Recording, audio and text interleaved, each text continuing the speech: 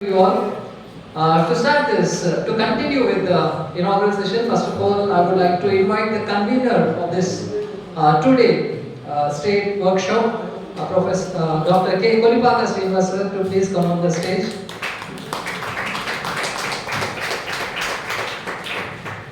And I'll be very much honored in inviting the keynote speaker, who has delivered a couple of minutes lecture in the auditorium, where in that couple of minutes of lecture itself, there were so many mysteries that I could learn about the Kakatiya dynasty and Hanamkonda. So with a great honor, I would like to invite Sri Ramoju Hargopal sir. He is a cultural scholar and the president, Kota Telangana Charitra Vrundam. And today he is going to speak on the topic Legacy of Kakatiya Temples. So on behalf of the Department of History and also on behalf of the institution, I extend thanks to the keynote speaker. So now this is the time to continue with the program. I want to hand over the mic to the convener to continue with the proceedings. Thank you, sir. Actually, చాలా lengthy program है, but అక్కడ కుదరదు కాబట్టి PPT కాబట్టి restrict చేయాల్సింది. సార్ని ఈ ప్రోగ్రామ్ని కంటిన్యూ చేయాల్సిందిగా నేను రిక్వెస్ట్ చేస్తాను sir. Thank you. Sir session తర్వాత ప్రజెంటేషన్ తర్వాత డిస్కషన్ ఒక 10 to 15 minutes డిస్కషన్స్ మీరు డౌట్ కూడా క్లియర్ చేస్తారు సార్. కంటిన్యూ చేస్తారు.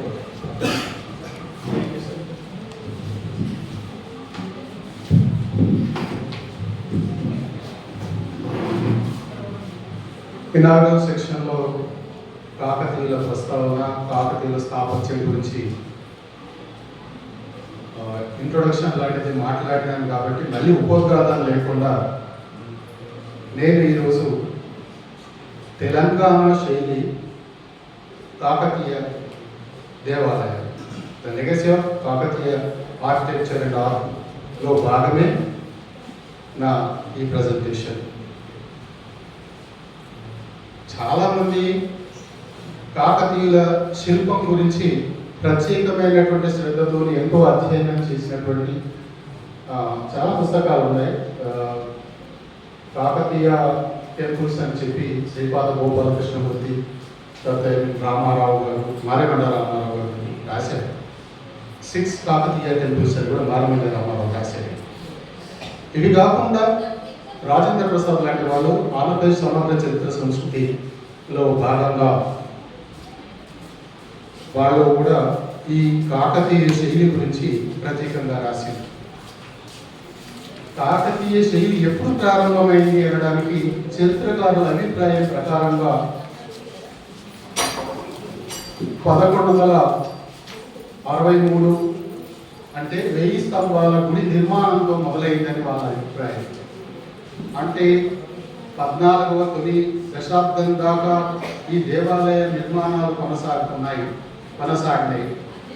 ఇట్లా దేవాలయ వాస్తు శిల్ప పరిశీలనలు నిర్ధారించి ఈ కాకతీయ దేవాలయాలని వైవిధ్యము, వినూత్నత, నావెల్టీ ఏంటి అని చెప్తున్నారు. ఇక్కడ కనబడుతున్నటువంటి 24 దేవాలయాలు just sample of Kakatiya temples. ఈ హనుమకొండ, మంతని, కట్కూరు, పిల్లలమర్రి, కొండపర్తి, పాలంపేట, నాగులపాడు, గుజ్జులపల్లి, బూసుమంచి, గణపురం, జలాల్పూర్, వరంగల్, భూత్పూర్, బెజ్జంకి, వడ్డెమాన, ముత్తారం, కాళేశ్వరం, చంద్రెడ్డి, కటాక్షపురం, రామానుజపురం, కౌడపాక, కల్మల చెరువు, అప్పాజిపేట, జనగామ దాకా కూడా వైవిధ్యభరితమైన వాళ్ళ దేవాలయాల నిర్మాణం గురించి వాళ్ళు మనం మాట్లాడుకుంటారు. కాకతీయ దేవాలయంలో ఉన్న వైవిధ్యం ఏంటి? నిర్మాణపరమైన వైవిధ్యాలు తీసుకున్నట్టయితే దేవాలయాలు మీరు చూడటానికి వెళ్ళినప్పుడు ఒకే కప్పు కింద ఉన్నటువంటి ప్రధాన గర్భాలయం, ప్రధాన గుడి ఒకటే ఉంటే ఏకకూటం, ఒకే కప్పు కింద 2 ఉంటే ద్వికూటం, 3 ఉంటే త్రికూటం, 4 ఉంటే చతుర్కూటం, 5 ఉంటే పంచకూటం. అంతకంటే ఎక్కువ కూడా ఉన్నటువంటి దశకూట దేవాలయాన్ని కూడా మేము చూసినాం. కాకపోతే అది కాకతీయులది కాదు. కాకతీయుల వరకైతే ఈ పంచకూట దేవాలయాల వరకు ఉన్నాయి. మనం వాటిలో ఒక్కొక్క వైవిధ్యానికి సంబంధించిన ఒక మచ్చుకు మాత్రమే ఒక్కొక్క దేవాలయం గురించి చెప్తాను. మనకున్న సమయం తక్కువ కాబట్టి ఏకకూటాలయం. ఏకకూటాలయానికి కాకతీయులకు మనం చెప్పడానికి ఇంకా వేరేది అవసరం లేదు. రామప్ప చాలు. ఆ రామప్ప ములుగు జిల్లా పాలంపేటలోని రుద్రేశ్వరాలయం అది 1213లో కాకతి గణపతి దేవుడి శాసనం వల్ల మనకు వెల్లడవుతుంది. అన్నట్టు పూర్తయింది, ఆవిష్కరణ జరిగింది. ఆ దేవాలయాలు అదొకటే కాకుండా మరికొన్ని దేవాలయాలు అక్కడ పక్కనే కట్టినటువంటి ఉపాలయాలు కనబడుతున్నటువంటివి ఉన్నాయి. అదే కాలంలో నిర్మించిన అనేక దేవాలయాలు ఉన్నప్పటికీ రామప్పకు ఉన్నటువంటి పేరు, ప్రసిద్ధులు, వైవిధ్యము, శిల్పము ఇవన్నీ కూడా వేరు. తప్పకుండా గమనించాల్సినటువంటిది. అది ఏకకూటాలని ఒక గర్భగుడి, అంతరాలం, 3 ద్వారాలు, అర్ధమండపం, దాని యొక్క నిర్మాణ ప్రణాళిక. అయితే దానికి ఉన్నటువంటి గొప్ప విషయం ఏంటంటే 6.5 అడుగుల ఎత్తైనటువంటి ఉపపీఠం, 6.5 అడుగుల ఎత్తైనటువంటి అక్కడ దేవాలయ ప్రణాళిక ఉంది. పైన దేవాలయం ఉంది. 6.5 అడుగుల ఎత్తుల ఉపపీఠం, 10 అడుగుల దక్షిణాపథం, దాని ప్రదక్షిణాపథం ఉంది. ప్రధాన మందిర గోడల మీద పుడులు, పుణ్యస్తంభాలు ఉన్నాయి. ద్వారస్తంభాల మీద చొచ్చుకొని వచ్చిన చూరు లేదా కప్పు లేదా ప్రస్తరం, ఆ ప్రస్తరం దానికి ఆధారంగా నిలబెట్టినటువంటి బ్రాకెట్స్, ఆ బ్రాకెట్స్ మీద దాన్ని ఏమంటామంటే ఊత పుత్తలికలు, అంటే తెలుగులో చెప్పడం, ఇంగ్లీష్లో బ్రాకెట్ ఫిగర్స్ అని చెప్పడానికి బదులుగా అవి మదనికలు అని అందరూ అంటారు. మదనికలు కావు. సాలబంజికలు అంటారు. సాలబంజికలు కావు. అవి అలసకన్యలు. అలసకన్యలు కాకుండా కూడా వేరే శిల్పాలు ఉన్నాయి. అలసకన్యలను రత్నప్రకాశం అనే శిల్పశాస్త్రంలో, అది ఒడిశా నుంచి వచ్చినటువంటి రత్నప్రకాశం విధానంలో 18 రకాల అలసకన్యలు ఉంటారు. ఆ 18 రకాల అలసకన్యల్లో మనం చూసే కాకతీయ టెంపుల్ చూసేటువంటి 12 మందిలో కేవలం 10 అలసకన్యలు ఉన్నాయి. అవి కూడా కేవలం నాట్య భంగిమలో ఉన్నాయి కనుక ఆ నాట్య భంగిమల ప్రకారంగా వాళ్ళు ఎవరైనా నాట్యకర్తలై ఉంటారు. నాట్య భంగిమలు, నాట్యకర్తలు ఈ రెండు కూడా సమానమే. కాకపోతే మీరు ఏంటంటే ఓయసల దేవాలయంలో చూసినటువంటి అక్కడ కూడా బ్రాకెట్ ఫిగర్స్ 38 ఉంటాయి. ఒకే దగ్గర 38 బ్రాకెట్ ఫిగర్స్లో ఉన్నటువంటి ఆ స్త్రీల భంగిమలు కానీ వాళ్ళ శరీర సౌష్ఠవం కానీ కాకతీయుల దాంట్లో ఉండదు. దానికంటే నాజూకైన స్త్రీలను ఇక్కడ అలసకన్యకలుగా మనం బ్రాకెట్ ఫిగర్స్ చూడడానికి అవకాశం ఉంది. ఇక్కడ అవి ఏంటంటే మనం రాళ్ళను కరిగించి పూత పోసిన విగ్రహాలు ఉన్నాయని చెప్పి ఒక ఆయన చెప్పినాడు రామప్ప గుడి గురించి. ఆ మోగేటువంటి దాన్ని చూసి, స్తంభాన్ని చూసి, అది కాదంటే రాళ్ళు కరిగించి పూత పోసి, ఏ పదార్థాన్నైనా కరిగించిన తర్వాత దాని సహజత్వాన్ని పోతుంది, సహజ గుణం కోల్పోతుంది, సహజ స్వభావం ఉండదు. దాన్ని నువ్వు పూత పోసి చేయడానికి రాయి అన్నాడు, ఇనుము కాదు. దాన్ని పూత పోయడానికి కుదరదు. అక్కడ పూత పోసిన రాత్రి కరిగించి పూత పోసిన విగ్రహాలు ఏవి లేవు. శిల్పులు చెక్కిన విగ్రహాలు ఏమి ఉన్నవి. ఆ శిల్పులు వాడిన శిలల రకాలను బట్టి అవి ధ్వనించకపోవడం ఉంటుంది. ఏదైనా అలాంటి శిల్పానికి వాడడానికి 3 రకాల శిలలను వాడతారు. పుంసశిల, నపుంసశిల, స్త్రీశిల, 3 రకాల శిలలు ఉంటాయి. పుంసశిలను ప్రధానమైన దేవాలయంలో ఉండేటువంటి ప్రధాన మూర్తులను ఏర్పాటు చేస్తారు. తర్వాత నపుంసశిలలు అయితే గోడ చుట్టూ వీటి వేసి చిన్న చిన్న బొమ్మలు. తర్వాత మరి ఉపదేవతలుగా ఉండేటువంటి వాళ్ళకైతే స్త్రీ, వాటికి సంబంధించినటువంటి శిల్పశాస్త్రంలో ఏ శిలను ఎందుకు వాడాలో నిర్ణయించబడి ఉంది, చెప్పబడింది శాస్త్ర ప్రకారంగా చూడాలి. ఇక్కడ మనం ఈ రామప్ప గుడిలో ఉన్నటువంటి ఆ మంటపం స్తంభాలు కానీ, మంటపం స్తంభాల మీద పైన రాతి దూలాల మీద పౌరాణిక కథా దృశ్యాలు కానీ మీకు అన్నిటికంటే గొప్పగా కనబడేటువంటిది ఆ చివరన ఆ మూలన కనబడుతున్నటువంటి ఇది పార్వతి తపస్సు. ఈ పార్వతి తపస్సు ఈ శిల్పాన్ని ఎవరు ప్రత్యేకంగా గుర్తించలేదు. తపస్సు ఎట్లా ఉందంటే, మీరు ఎవరైనా కూడా నన్నచోడుడు రాసిన కుమార సంభవం అనే పుస్తకాన్ని చదివితే పార్వతి ఎట్లా తపస్సు చేస్తుందో ఉంటుంది. ఇందులో ఉండేటువంటి ఆ స్త్రీమూర్తి కూర్చున్నటువంటి తీరు, అర్థ పద్మాసనంలో కూర్చొని ఆమె వరుణముద్ర పట్టుకొని ఉంది. ఆమె చుట్టూ సర్వతోపత్ర యంత్రం ఉంది. ఆమె ముందుగా ఇక్కడ కమటం ఉంది, చుట్టూ అడవి జంతువులు ఉన్నాయి. ఆ పక్కన ఈ పక్కన ముద్దడు పట్టిన ఇద్దరు స్త్రీలు ఉన్నారు. ఇది ఈ ఆవరణం అంతా కూడా శిల్పి అందులో చెక్కడానికి వాడికి తప్పకుండా తంత్ర సాధన జ్ఞానం ఉండాలి. శిల్పశాస్త్రం ఒకటే కొలతలతోని కాదు, సాహిత్య పఠనం చేసిన వాడే సాహిత్య కోవిదుడై ఉన్నాడు, అటు తంత్రశాస్త్రం తెలిసిన వాడై ఉన్నాడు, మంత్రశాస్త్రం తెలిసిన వాడై ఉన్నాడు, ముద్ర జ్ఞానం తెలిసిన వాడై ఉన్నాడు. ఇన్ని కలిస్తే ఒక చిన్న బొమ్మ ఇది రామప్పలో ఉంది. మనం మిగతా అన్ని మనం గమనిస్తాం కానీ ఇది కాదు. అక్కడ ఉన్నటువంటి ఈ ముద్ర పట్టినటువంటి ఈ స్త్రీ, దీని ఏమంటాం, భుజంగత్రాస భంగిమ. ఈ కాలు పైకి ఎత్తి పెట్టిండు ఊర్ధజాను భుజంగత్రాస భంగిమ. పట్టుకుని ఈ తల మీద చేయబెట్టుకున్నటువంటి ఈ స్త్రీ అలసకన్యలో మనకు ఒక రూపం మాత్రమే. అట్లాగే ఇక్కడ మన కనబడేటువంటి అంతరాలం ద్వారానికి అటుపక్కన ఇటుపక్కన ఉండేటువంటి జాలకాలు, కిటికీలు, రాయిలో చెక్కినటువంటి ఆ కిటికీలకు మధ్యలో అలంకరణకు పెట్టినటువంటి 32 శిల్పాలు ఉన్నాయి. చిన్న సూక్ష్మ శిల్పాలు. ఒక్కొక్క శిల్పం అది ఏం చూపిస్తుంది, మృదంగ వాద్య భంగిమలు.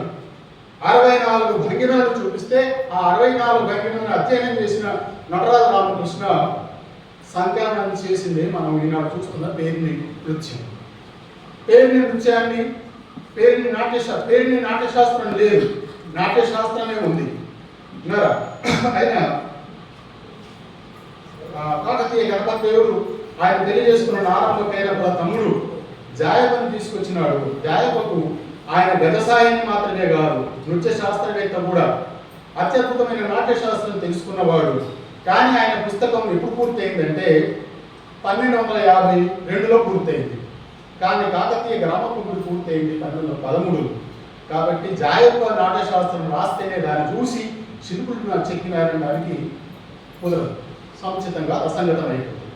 కాబట్టి ఆయన నాట్యశాస్త్ర కవిదుడే, జాయప్ప మన గొప్ప వాడని రావాల్సిందే. కానీ అది చూసి అని కాదు, అప్పటికే అక్కడ శిల్పులందరినీ కూడా తెలిసిన నాట్యశాస్త్రాన్ని బట్టి వాళ్ళు ఈ శిల్పాలు చెక్కినారు. ఈ అత్యద్భుతమైనటువంటి రామప్ప దేవాలయంలో అడుగడుగున్నారు కూడా మనం ఆ ఎత్తైన జగతి, అది చాలా ఎత్తు మీద ఉంటుంది గుడి, దాన్ని జగతి అంటాం. ఆ జగతి చుట్టూ ఉన్నటువంటి అధిష్టానంలో వేసినటువంటి ఏనుగులు ఎన్ని ఉంటాయి, 526 ఏనుగులు. 526 ఏనుగులు ఒక క్రమంలో చెక్కినారు. దీన్ని గజధార అంటారు. హంసలు ఉంటే హంసధార, పుష్పాలు ఉంటే పుష్పధార, అశ్వాలు ఉంటే అశ్వధార, మానవులు అంటే మానవధార. అది శిల్పశాస్త్రంలో అలంకరణమైనటువంటివి. గోడలు శిల్పధారి భాషలో పాద అంటారు, పాదాలు అంటారు. దేనికి పాదం, దేవాలయ పాదాలు. పాదవర్గం, ఆ పాదవర్గం మీద కూడా అపారమైనటువంటి సామాజిక దృశ్యాలను శిల్పాలుగా అర్ధశిల్పాలుగా చెక్కినారు. కాబట్టి వీళ్ళు చెక్కించినారు. గొప్ప శిల్పులు చేసిన ఫలితం అంతా కూడా మనం అడుగడుగున కనపడుతుంది.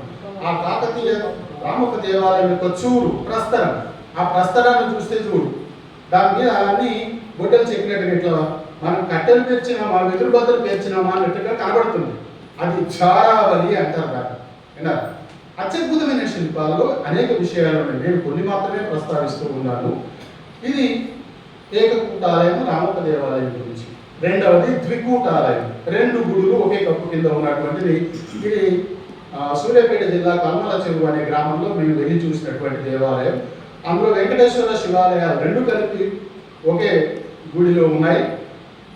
ఒకరు వెంకటేశ్వర మూల విగ్రహం వైష్ణవ ద్వారపాలకుల శిల్పాలన్నీ చాలా కొత్త తరహాలో చెక్కినటువంటివి.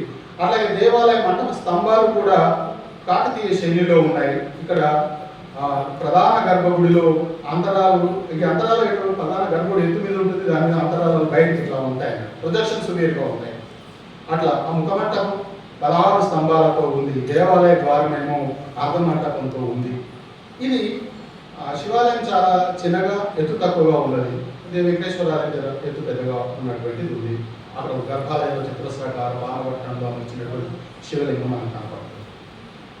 ఇప్పుడు త్రికూటాలయం అంటే ఒకే గొప్ప కింద 3 గుడులు ఉండేటువంటిది. నథింగ్ బట్ మనం హన్మకొండ 1000 స్తంభాల గుడి, రుద్రేశ్వర ఆలయం, రుద్రదేవుని కాలంలో నిర్మించినటువంటి 1150-63లో నిర్మించినటువంటి ఆ దేవాలయం.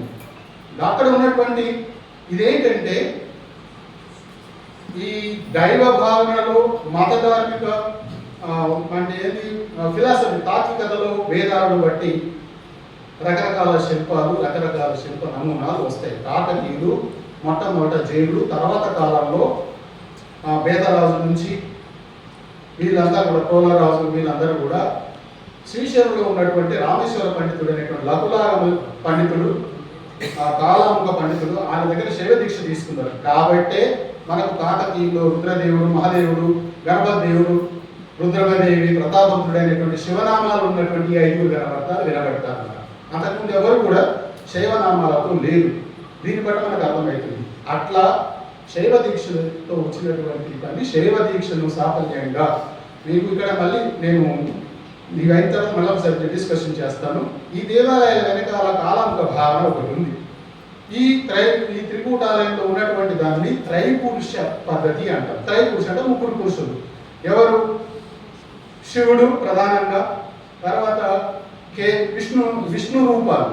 విష్ణు అంటే విష్ణు అని కాదు, విష్ణు రూపాలు 24 ఉంటాయి. అందులో ఒక రూపం ఆదిత్యుడు తప్పనిసరిగా ఉంటాడు. ఈ 3 కలిపినటువంటి దేవాలయాన్ని కడతారు. ఇది త్రికూటాలయం. మీరు హన్మకొండ దేవాలయంలో మనం దాంట్లోకి ఎంటర్ కాగానే మనకు కనబడే దక్షిణముఖంగా ఉంది. మన ఎంటర్ కాగానే ఎడమ వైపు మొట్టమొదటి ప్రధాన దేవాలయంగా ఉండేటువంటి శివాలయం. దానికి ఎదురుగా ఉండేది ఇప్పుడంతా ఖాళీగా ఉంది, అందులో ఏమీ లేదు. అది వైష్ణవాలయం అంటే వాసుదేవాలయం. యాక్చువల్గా దాని పేరు వాసుదేవాలయం. ఈ వాసుదేవాలయం ఎందుకంటారు మీరు ఏమైనా గుర్తుంచుకొని మళ్ళీ చెప్తాను. ఇప్పుడు అతను మీరు తర్వాత సూర్య దేవాలయం.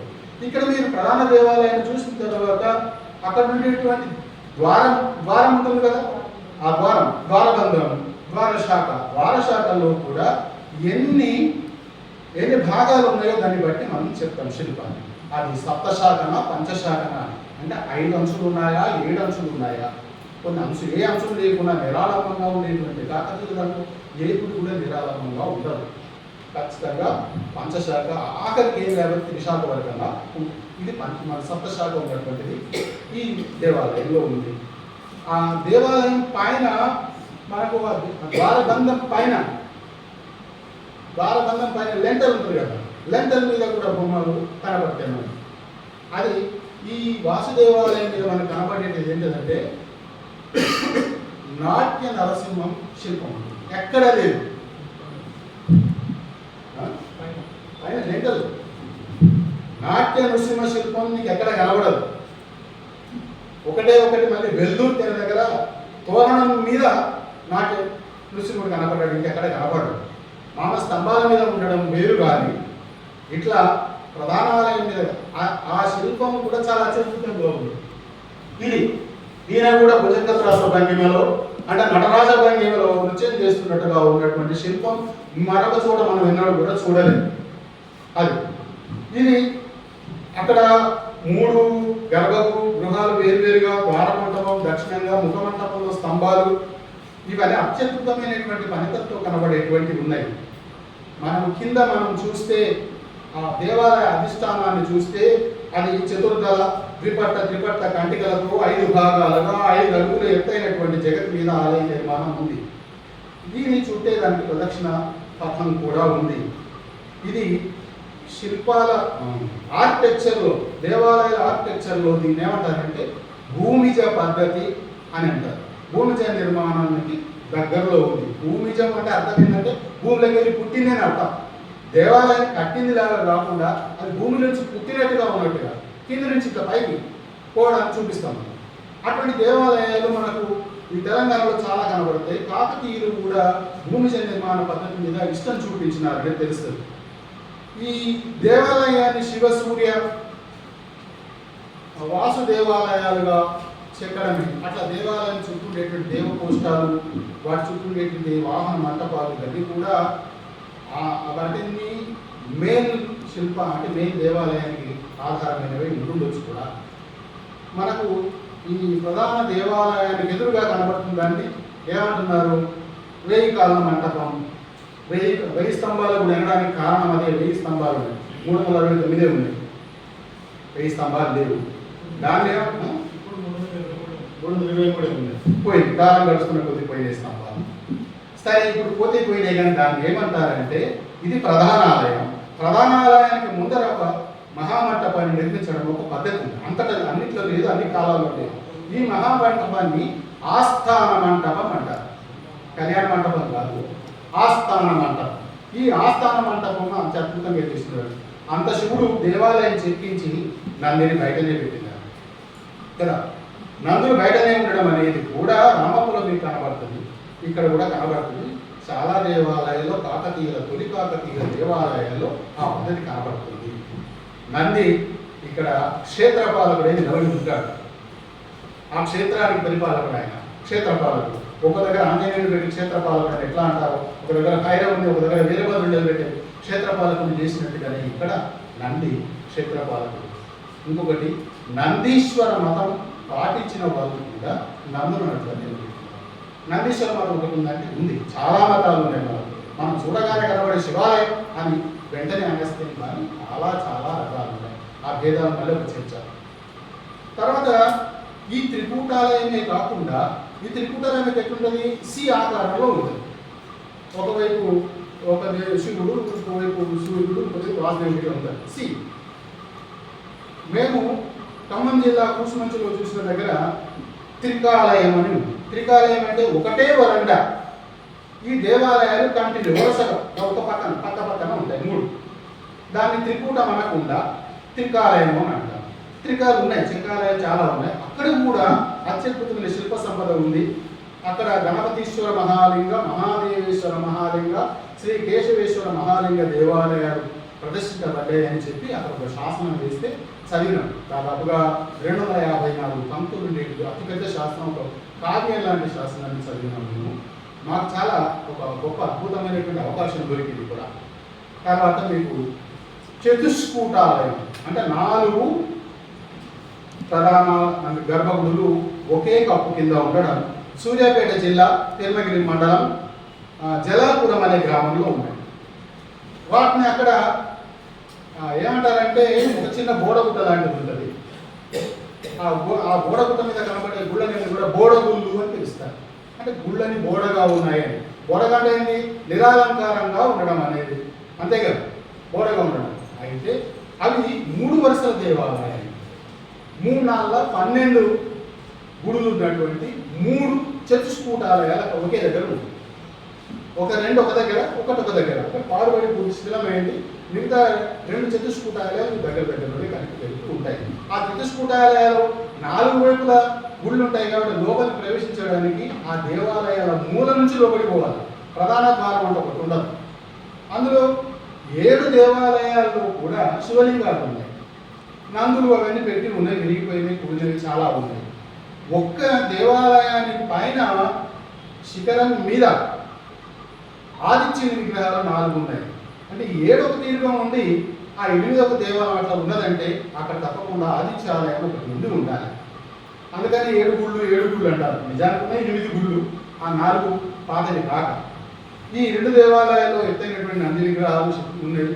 మనకి ఎక్కడ పోయినా ఏ దేవాలయం చూసినా ఇప్పుడు కనబడేది నిధుల మాఫియా తవ్విన తవ్వకాలే కనబడతాయి. పురావస్తు శాఖ వాళ్ళు తవ్వినవి కాదు, నిధుల శాఖ వాళ్ళు తవ్వినవే కనబడతాయి. ఆ నిధుల శాఖల వాళ్ళకు నిధులు దొరికినవి కానీ మన దేవాలయాలు అని చెప్పుకునే, అంటే మీరు అందరం మనమందరం చెప్పుకునే దేవాలయాలు మాత్రం వాటి ముఖము అన్ని పోయినాయి. ఎంత అంటే 2 నిధుల లోతు తవ్వి అందులో వాళ్ళు పొందిన ధనం ఎంతనో, కానీ మనం పోగొట్టుకున్న విలువైన సంస్కృతి సంపద అంతకంటే చాలా ఉంటుంది, చాలా నాశనం అయిపోయింది. ఇక్కడ కూడా అదే జరిగింది కూడా. లేకపోతే మనం ఇంకా 5వది పంచకూటాలయం. పంచకూటాలయానికి ఒక 3-4 ఉదాహరణలే మంచిగా చెప్పడానికి ఉన్నాయి, మిగతావన్నీ తక్కువ. అందులో ప్రధానమైనటువంటిది కాకతీయ శైలి నిర్భరంగా ఉన్నటువంటి ఒకే ఒక గుడి మనం చెప్పగలుగుతాం. దాని పేరు నాంచారి గుడి. ఇది ములుగు జిల్లా రామాంజపురంలో ఉంది. ఈ నాంచారి గుడి ఎందుకన్నారు అంటే అక్కడ ఉండే నాంచారి వాళ్ళందరూ ఆ కులం వాళ్ళు వచ్చేసి మేమంతా కూడా నాదేది ఎరుకల నాంచారి అని అంటారు కదా, ఎరుకల కులానికి సంబంధించింది అనేటువంటి ఒక ప్రతీక. నాంచారి గుడి అంటే బీబీ నాంచారి గుడి ఉంది కదా, అట్లా అని కాదు. కానీ కొన్ని చోట్ల కొన్ని దేవాలయాలు వంశపారంపర్యంగా కొందరి చేతుల్లో ఉండడం అనేది జరిగింది. కొంతమంది ఇప్పటికి కూడా ఈ గుడి మాది పద్మాక్షి గుడి కూడా పలానా వాళ్ళది వాళ్ళ కోర్టు నుంచి ఆర్డర్ తెచ్చుకున్నారు, వాళ్ళ సొంతం ప్రైవేట్ టెంపుల్ లాగా. ఇక్కడ ఇది చెప్పినప్పటికీ కూడా ప్రభుత్వం వాళ్ళు తీసుకొని పురావస్తు శాఖ వాళ్ళు దాన్ని పునర్నిర్మించే పని చేసినారు. ఆర్యవేళ్ళని మేము వెళ్ళిన చాలాసార్లు చూసినాం. ఇంకా పూర్తి స్థాయిలో నిర్మాణం అయితే కాలేదు. అది అంతా పోయింది. అక్కడ మనకు వాళ్ళు కనబడేటువంటి ప్యానెల్ను బట్టి, ఇక్కడ కనబడేటువంటి ప్యానెల్ను బట్టి ఇది వైష్ణవాలయం అయి ఉంటుంది అని చెప్పి అక్కడ ముఖద్వారం కనబడుతుంది కదా, అది దాని ప్రణాళిక కింద ఏవో ఇక్కడ ద్వారపాలకు. కానీ మధ్యలో ఉన్న 3 కాకతీయ లింగాలు. ఈ కాకతీయ లింగాలు ఈ పైన ఉండేటువంటి ఈ శివలింగ తలం ఇది సమస్థలంగా ఉంది. ఇది ఈ గుండ్రంగా కనబడేదాన్ని రుద్రభాగం అంటారు. ఈ ఎదురుగా కనబడేదాన్ని మీరందరూ బ్రహ్మసూత్రం అంటారు. కానీ బ్రహ్మసూత్రం కాదు, దాన్ని లక్షణోద్ధారక రేఖ అని అనాలి. లక్షణోద్ధారక రేఖ, ఇంకో పేరు కూడా మణిమేఖల అని కూడా ఉంది. అయితే బ్రహ్మసూత్రం ఉన్నటువంటి శివలింగం చాలా గొప్పది, దాన్ని పూజించండి అని చెప్పే ప్రవచనకారులకు శిల్పశాస్త్రం చేతికిచ్చి అయ్యా ఇది జర చదవండి అన్నారు. అప్పుడు వాళ్ళు చెప్తారు. ఊర్ధముఖ రూపాలు అంటే పైకి చూపేటువంటిది. ఊర్ధముఖం అంటే పైకే కదా, పైకి గీసిన గీతలేమైనా ఊర్ధముఖ రూపాలే. కానీ శిల్పానికి సంబంధించినప్పుడు మనం ఏం తీసుకోవాలి కదా, శిల్ప లక్షణం ప్రకారంగా, ప్రతిమా లక్షణం ప్రకారంగా, శిల్ప నిర్మాణం ప్రకారంగా, ఐకోనోగ్రఫీ అంటాం మనం, ప్రతిమా శాస్త్రం ప్రకారంగా ఎట్లా ఉంటుందో చెప్పాలి. ఇది రుద్ర భాగం, ఈ కింద 8 పలకలు ఉంటాయి.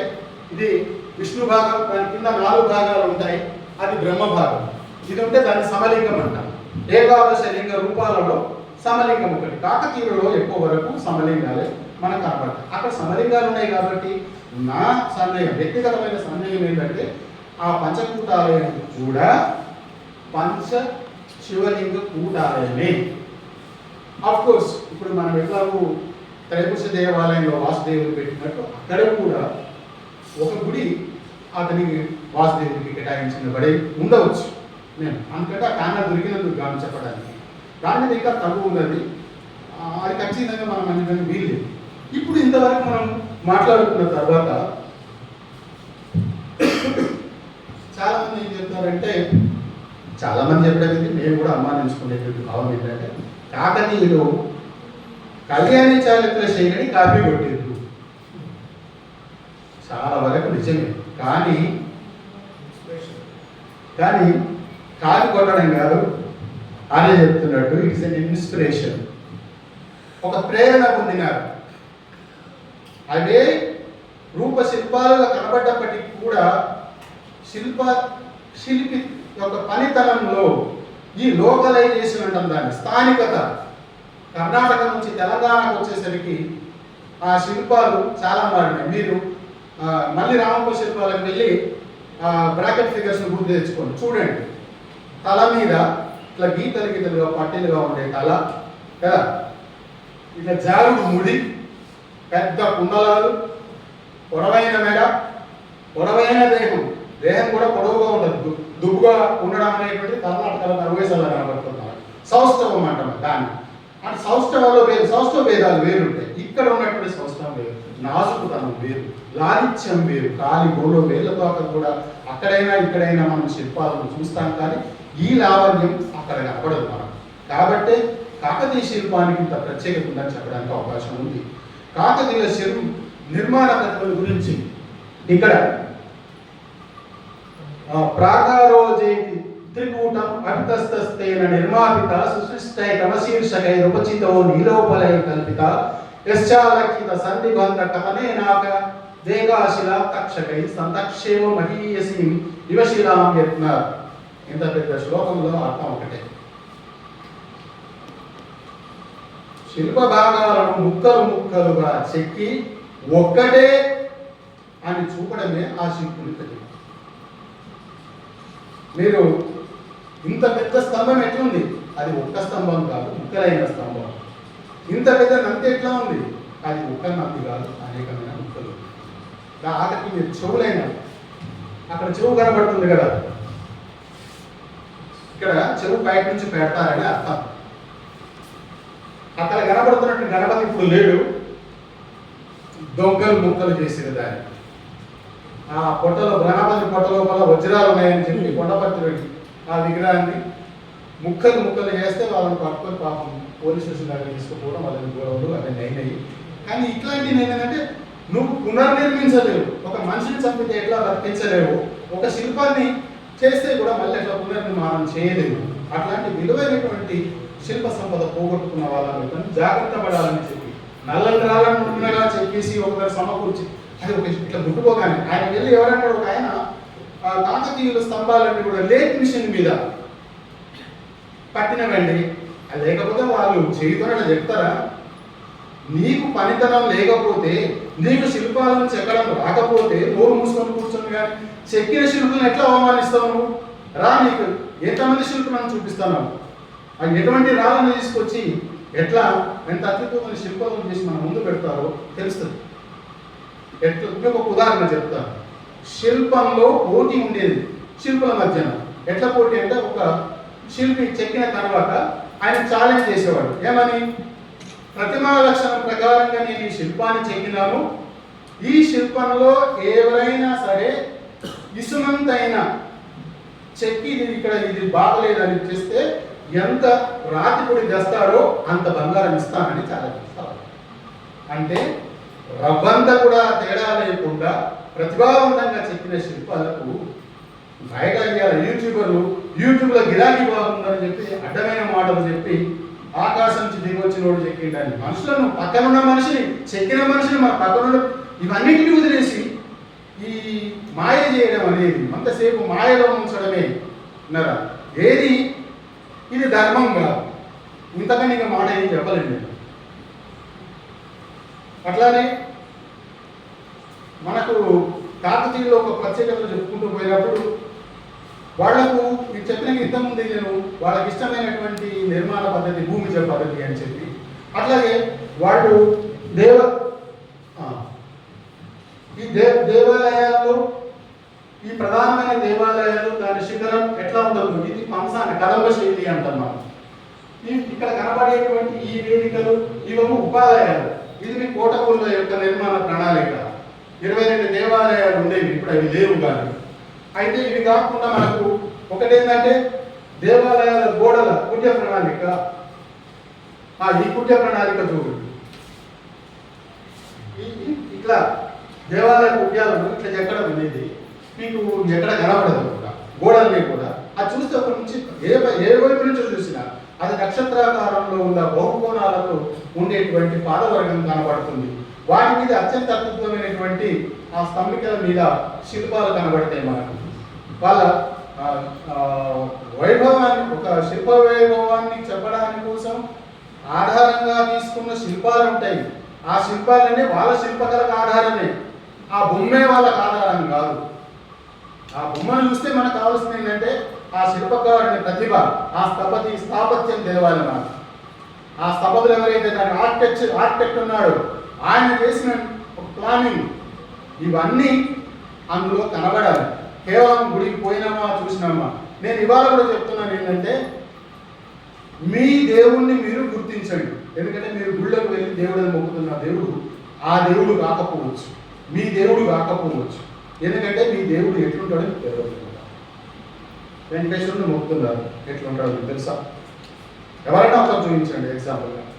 మొక్కుతున్నారు కదా వెంకటేశ్వరుడు, ఎట్లా చెప్తారు? ప్రతిమా లక్షణం అయితే తెలిసిన వాడైతే ఇది ఇట్లా ఉండాలి, ఈ రూపం ఇట్లా ఉండాలి, ఇట్లా ఉండాలని చెప్తాడు. వినాయకుడు బయట కనబడతాడు, చూడగానే చెప్తాడు దానికి ఎట్లున్నాడు, కొండముందు ఎట్లున్నాడు కదా. అట్లా చెప్పగలిగిన దేవుళ్ళు అయితే మీ దేవుడు. చెప్పలేకపోతే ఆ దేవుడు మీరెవరు కాదు. నిండా ముసుగులు కప్పి దండాలు కప్పి అలంకరణ చేసిన దేవుడు మీ దేవుళ్ళ కాదా మీకు తెలియదు, ఎప్పటికీ తెలియదు. మీకు బాగా చెప్పాలంటే నేను ఒక మంచి ఎగ్జాంపుల్. కొర్ణపాకాలో ఒక గుడిలో అసలు ఆ దేవతా విగ్రహం పోయింది. ఒక వేరే మగ విగ్రహాన్ని తీసుకొచ్చి ఆడ విగ్రహంగా తీసి చీర కట్టి ఆ కాలు చాపినట్టుగా ఎత్తులు పెట్టి ఇవన్నీ పెట్టి పూజలు నడుస్తున్నాయి. ఇక అది అంతకంటే భయంకరంగా ఇంకేం చెప్పలేదు. అందుకంటే దానికే అంటాం, know your god in your temple. మీ గుడిలో మీ దేవుడిని గుర్తించండి చాలు. ఇక్కడ కాకతీయుల దేవాలయంలో కనబడుతున్న ఈ జగతి వేది ఇంతకుముందు చెప్పిన ఎట్లా ఎత్తుగా ఉన్నారు ఇవన్నీ. ఇది కూడా మనకు సిద్దిపేట దగ్గర ఉన్నారు ఊరు ఇది. అక్కడ ఇది కూడా మనకు కూలిపోయినటువంటి ఇది కటాక్షపూర్ అటువంటి. ఇదేమో మనకు నగునూరు దగ్గర ఉండేటువంటివి. ఇవన్నీ ఇంత అత్యద్భుతంగా ఎత్తైన వేదికల మీద కట్టడం అనేది ఒక ప్రత్యేక ఒక స్పెషాలిటీ అని చూపించడానికి కోసం. నెక్స్ట్ కాకతీయుల కీర్తి ముఖం దిష్టి బొమ్మ. మన అందరం కూడా ఇంట ముందర పెట్టుకునేటువంటి రకరకాల దిష్టి బొమ్మలు వచ్చినాయి, కానీ ఆ దిష్టి బొమ్మలు కావు, అవి కీర్తి ముఖాలు. యాక్చువల్గా ఈ కీర్తి ముఖాలు కాకతీయ శిల్పాలు అత్యద్భుతం. ఎంత అద్భుతంగా ఈ మనిషి కళ్ళు ముఖము ఇవన్నీ ఎట్లా కనబడుతున్నాయి, ఇట్లా చేయడం అనేటువంటిది భూతగణాలను తీసుకురావడం, వాటికి ఒక అసుర రూపాన్ని ఇవ్వడం అనేది ఈ దేవాలయాల్లో ఏమంటే ఉపాంగాలుగా మార్చినటువంటివి అనేక రకాల శిల్పాలు చాలా ఉంటాయి. అందులో ఒకటేనే కాదు, ఇది ఒకటే నేను చెప్పను, ఇంకా చాలా శిల్పాలు ఉంటాయి. కానీ అక్కడ కీర్తి ముఖాలు 3 వైపులా ఆ 2 అయితే ఒక రకంగా ఉంటాయి, ఒకటి వేరుగా ఉంటుంది. దాన్ని అలంకరించడానికి కోసం తీసుకున్నటువంటి అంటే పక్కన పెట్టినటువంటి అలంకరణలన్నీ కూడా శిల్పి నైపుణ్యం, శిల్పి చాతుర్యం. ఒక విషయాన్ని మనం చూడగానే ఆకట్టుకోవడానికి కోసమే చేస్తాం. కాకతీయుల స్తంభాల మీద మనకు ఇట్లా అన్నిటివి మాలలు కట్టినట్టుగా ఉంటాయి. దానికి ముత్యాల సరాలు అంటారు. రాళ్ళ మీద ముత్యాల సరాలు, రాళ్ళ మీద ఏమైనా వస్తాయి. ముత్యాల సరాలు చెక్కిన రకరకాల విగ్రహాలను చెక్కినారు, జంతుజాలను చెక్కినారు, మనుషులను చెక్కినారు. అసలు మనిషి కట్టిన గుడే మానవ రూప దేవుళ్ళకు, మానవ రూపమైన ఉన్నటువంటి దేవుళ్ళకు కట్టినటువంటి యాంథ్రోపోమార్ఫిక్ అంటారు. మనిషి మొట్టమొదట పూజించింది సమాధులను, సమాధుల పక్కన నిలువురాళ్ళను, ఆ పక్కన వాటి తర్వాత వాటి మీద మూతరాలను, అవి మనుషుల్లాగా ఆకారంలో ఉండేటువంటి. అవన్నీ మారిన తర్వాత మనిషి ఆధ్యాత్మికత అంటారు, లేదా తాత్వికత అంటారు, లేకపోతే ఆలోచన దృక్పథం అని అంటారు. భిన్న దృక్పథాల మధ్యన వచ్చినటువంటి అనేక వాటితో తాదాత్మ్యం చెంది వాటిని వ్యక్తీకరించడానికి తీసుకున్నటువంటి ఒక వ్యక్తీకరణ రూపం దేవాలయం. దానికి అనేక రూపాలను ఇచ్చాడు, దానికి ప్రణాళికలు రచించుకున్నారు. ఆ ప్రణాళికలు ఎదిగి కాకతీయులు వచ్చేవారు. అంటే దాదాపుగా తెలంగాణలోనే దేశంలో మొట్టమొదటి దేవాలయం యొక్క పునాలు దొరికినాయి. ఎక్కడ మహబూబ్నగర్ జిల్లా బ్రిడ్జి రంగాపూర్ అంటారు, అక్కడ ఇటుకలకు దొరుకుతుంది. అట్లాంటి ప్రాథమిక దేవాలయాలు అక్కడ తిరుపతి దగ్గర గుడిమల్లంలో 2వ శతాబ్దం నాటి దేవాలయం. ఆ తర్వాతనే మళ్ళీ 5వ శతాబ్దం తర్వాత కాలంలోనే మనకు గుళ్ళన్నీ కనబడుతున్నాయి. దాదాపు గుళ్ళ చరిత్ర అంతా 1500 సంవత్సరాలు, అంతకంటే ఎక్కువ కాదు. కాబట్టి ఈ దేవాలయాలు అక్కడి నుంచి ఇక్కడికి వచ్చిన తర్వాత, ఇప్పుడు కొత్తగా కట్టే ఆధునిక దేవాలయాల తర్వాత, కాకతీయుల తర్వాత, అంటే ఇవాళ 813 సంవత్సరాల తర్వాత కూడా మన దగ్గర ఉన్న దేవాలయాల పద్ధతి ఎట్లా ఉందో ఆలోచించాం. రామగుడి కాలం తీసుకుంటే 813 సంవత్సరాలు ఇప్పుడు తీసుకుని చూద్దాం. చాలా తేడా. ఆ ప్రణాళికలు ఉండవు, ఆ పద్ధతులు ఉండవు, ఆ శిల్పం ఉండదు, ఆ లావణ్యం ఉండదు కదా, ఆ శిల్ప కళ ఉండదు మనకు. ఈ కాకతీయ శిల్పాలలో ఇవి ఇంతకుముందు పార్వతి తపస్సు చెప్పినాం కదా, ఇక్కడ ఉన్నటువంటి దీన్ని ఈ విగ్రహాన్ని ఏమంటారు మీరు? నాగిని మదనిక నాగిని అంటారు. నాగిని కాదు, ఈమె నాగం. ఇప్పుడు ఇదైతే అధిష్టానం మీద నాగం ఉండేది, నాగ లాంఛనం మీద నిలబడ్డది, నగ్నంగా నిలబడ్డది, పాములు చుట్టుకున్నది, పాములు పట్టుకున్నది కదా. 64 మంది యోగినులు ఉంటారు, విన్నారు, చతుషష్ఠి యోగినులు అని అంటారు. చతుషష్ఠి యోగినులు వాళ్ళు సెమీ గాడ్స్, అర్ధ దేవతలు వాళ్ళు. ఇది తంత్రంలో భాగం. తంత్రంలో పూజించేటువంటి ఆ తాంత్రిక దేవతలను, దేవి దేవతలు ఉంటారు. వాళ్ళకు భైరవుడు, వాళ్ళకు మనకి క్షేత్ర పాలకులాగా ఉంటాడు. విన్నారు, మీరు ఆ చతుషష్ఠి మందిరం జబల్పూర్ దగ్గర, అంటే మనకి ఇక్కడ మధ్యప్రదేశ్లోనే ఉంది. దాన్ని నమూనా తీసుకొని పాత పార్లమెంట్ ఉండేది గుండ్రటి దేవాలయం. అక్కడ ఉన్నటువంటి చతుషష్ఠి యోగిన్లో ఒక యోగిని అని నేను అనుకుంటున్నాను. మీరు చర్చించాల్సినటువంటిది, ఇది మామూలుగా మాట్లాడాల్సింది కాదు. తర్వాత ఇక్కడ ఉన్నటువంటివి అలస కన్యకలు. ఇక్కడ మనకు ఎక్కడంటే జనగం, మంతని దగ్గర ఉండే జనగాంలో ఉండేటువంటి ఈ బ్రాకెట్ ఫిగర్, ఇదేమో కోటగోలు ఉన్నటువంటి బ్రాకెట్ ఫిగర్. ఈ బ్రాకెట్ ఫిగర్స్ కాకతీయులు మాత్రమే ఇక్కడ ఒక దగ్గర రామకులం మాత్రమే ఉందని కాదు, కాకతీయ దేవాలయాలలో మనకు కనబడతాయి. ఇది ఒక లక్షణంగా, ఒక అలంకారంగా, ఒక ప్రత్యేకతగా వాళ్ళు తీసుకున్నారు. ఇది మనం తప్పకుండా చూడాలి. ఇంతకుముందు మనం చెప్పిన పార్వతి తపస్సు గురించి నేను చెప్పినప్పుడు, ఆ పార్వతి తపస్సులో వారికి ఎన్ని విషయాలు తెలిసి ఉండాలి కదా. ఎన్నో శాస్త్రాలు, సాహిత్యం, శిల్పకళ ఇవన్నీ తెలిసి అధ్యయనపరుడైన వాడైతేనే ఆ బొమ్మను చిత్రించగలిగినాడు. ఇవి నందులు, ఇది రామప్ప, ఇది హనుమకొండ. ఇదేమో మా ఊరు దగ్గర రేణుకుంట అని ఒక ఊరు, ఆ ఊరిలో రేణులో అనుకున్నటువంటి నంది. ఇది ప్రత్యేకంగా మిగతా వాటితో భిన్నంగా ఉన్నా కానీ అదే కాలానికి చెందినట్టు దాదాపు కాలం ఒక దేవాలయం ఉంది. ఆ దేవాలయం ముందర కూడా ఇది కూడా గుడిలో ఉండదు, గుడి బయటే ఉండదు. అందుకోసమని మీకు చూపించాను. నెక్స్ట్ ఇక్కడ మనకు జాలకాలం మీద ఉండే శిల్పాలు కానీ, ఇది జాలకాలం మీద ఉండే శిల్పాలు, అట్లాగే స్తంభాల మీద ఉండే కోలాటాలు. ఇక్కడ కోలాటం, ఇది కూడా కోలాటం. ఇదేమో శనిగరం అనే ఊళ్ళో ఉంది. ఇది మీకు తెలిసినటువంటిది. కాకతీయ దేవాలయాల్లో స్తంభాల మీద ఈ కోలాటాలు అంటే సామాజిక కళా సంస్కృతులను ప్రతిబింబించి, ఈ దేవాలయాల్లో ద్వారబంధాలు కానీ, ద్వారపలకాలు కానీ, ఈ పైన కప్పు మీద ఉండే లో కప్పులు పైన చూస్తే మనకు కనబడేవి ఉంటాయి కదా, వాటిని భువన శిల్పాలు అంటారు. ఈ భువన శిల్పాలు కూడా వేరువేరుగా ఉంటాయి. అది ఎట్లా అసలు అత్యద్భుతంగా ఉంటుంది అంటే ఇంటిగ్రేటెడ్ ఉంటాయి. ఆయన దాన్ని చూసి ఒక ఆయన ఏమంటే అవి అట మనలు, అది పట్టుకొని తిప్పితే అది విమానం పైకి లేచిపోతాడు. ఆయన దాన్ని కట్టేస్తే అయిపోయేది. ఆయన పోయి ఉండేవాడు, మనం ఊరుకుండేవాడు. అట్లా తప్పుడు మాటలు చెప్పేటువంటి ఉన్నాయి. ఈ రకరకాల ద్వారా ఇది లాస్ట్ది.